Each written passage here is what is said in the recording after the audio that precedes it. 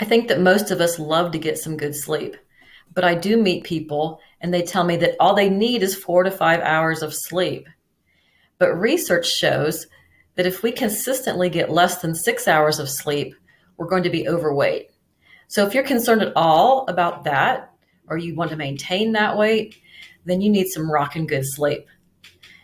We really need 7 to 9 hours of great uninterrupted sleep to heal our bodies and to recharge. So what happens is when we don't sleep well, our cortisol level goes up. When our cortisol level goes up, our adrenaline goes up. That's a stress on our adrenal glands. And when our body is stressed, it goes into preservation mode. And so all the functions of the body that don't necessarily need to happen are put on hold. So think about reproduction.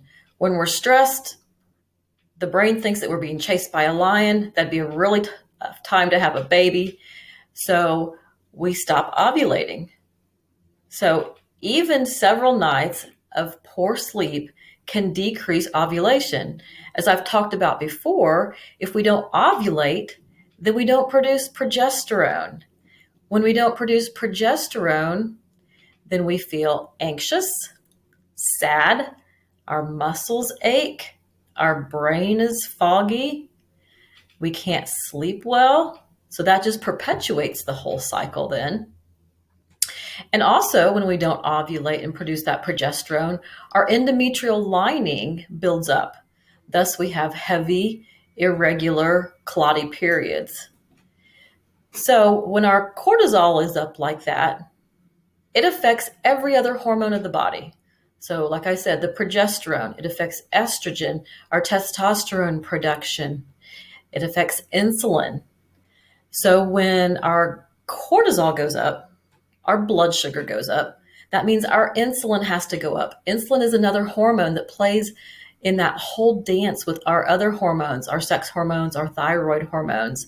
So when the pituitary gland and the hypothalamus in the brain are receiving all these stress signals, then they send out other signals to our thyroid and to our ovaries. And so our thyroid and ovaries don't work as well as they should. Thus, we don't ovulate. Thus, we can get low thyroid function. So you can really do your body a great service by getting a great night's sleep on a consistent basis. The other thing that plays into this is the circadian rhythm.